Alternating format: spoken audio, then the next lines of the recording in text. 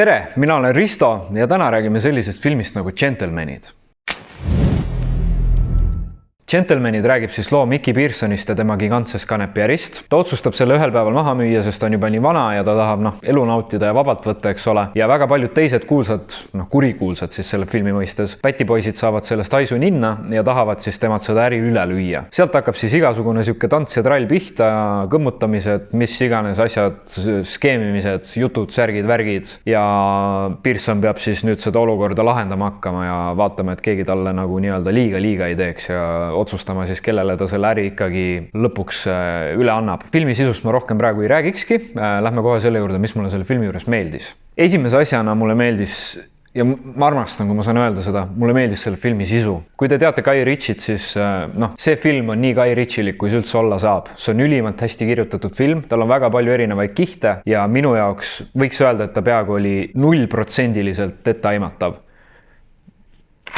0% etteaimatav, päris võib-olla mitte, mingeid asju ma nagu nägin läbi, aga kui siuke mitmekihiline film on hästi kirjutatud ja ta ei ole etteaimatav, siis sellised filmid mulle väga meeldivad ja mulle väga meeldis see film. Ma sisu poolest soovitan seda absoluutselt kõigile, naistele, meestele, suurtele, väikestele, heteroseksuaalidele, transseksuaalidele, kuradi homoseksuaalidele. Need I go on, tõesti, see on nagu väga fucking hea film. Vaadake seda, see on tõsiselt hea film, sisu poolest.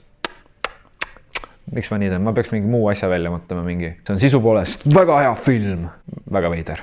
Ja muidugi selleks, et filmi sisu oleks hea, peavad olema ka selle tegelased head. See on siuke vanarahva tarkus juba, et teistmoodi ei saa ja selle filmi tegelased on väga tugevad. Ma ei ole nüüd kõigi nende näitlejatega nii kursis, nagu ma olen Matthew McConaughey'ga näiteks, aga sellegi poolest ülimalt hea film, ülimalt tugevad tegelased ja näitlejad. Näitlejad on super, nad mängivad oma rolle väga hästi ja annavad nendele tegelastele puhuvad nendele tegelastele selle elu sisse. Ja muidugi lisaks siis Matthew McConaughey'le on seal filmis veel ka Colin Farrell, Charlie Hunnam, Hugh Grant ja väga paljud teised nimekad näitlejad, keda te ka kindlasti teate. Ja selle filmi juures mulle haigelt meeldis selle huumor. Seda on täpselt parajas koguses. Ma ei tundnud kordagi, et ühtegi nalja oli liiga kaugele pussitud või liiga palju korratud, eks ole.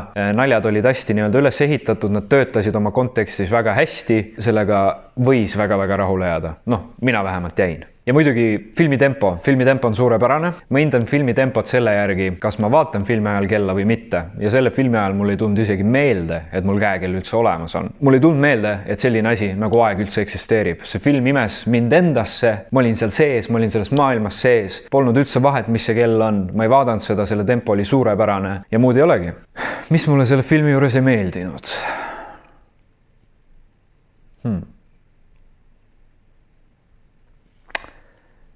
Teate, ma tahaks öelda, ma ei tea, kas on üldse mingi arvustaja või siukse kriitiku tunnus, kui ta peab kohe leidma midagi iga filmi juures, mis halvasti oli, aga ütleme nii, et tõepoolest, ma annaks sellele filmile 10-10. See on kindlasti üks mu selle aasta lemmikfilme. Ma väga soovitan seda kõigile, kellele Guy Ritchie filmid meeldivad. Ma ei tea, ma ei ütleks isegi, et see on nii maskuliinne film, et minge vaadake mehiseid filme, eks ole. See on nagu sitaks äge, see lihtsalt on äge film, see on hästi kirjutatud film ja ma arvan, et see võiks istuda iga ühele, kellel üldse filmid meeldivad, kellel üldse kino meeldib. Praegu ma arvan, et on seda võimalus isegi veel kinos näha, kindlasti tehke seda. Ja muidugi, kui te olete seda näinud, siis andke teada, mis te sellest filmist arvasite. Saate teha seda all kommentaarides. Ja kui teile meeldib see, mis ma teen, siis kindlasti jälgige mind, sest igasugust uut stuffi on tulemas. Lisaks filmi arvustustele võib-olla teeme midagi muud ka.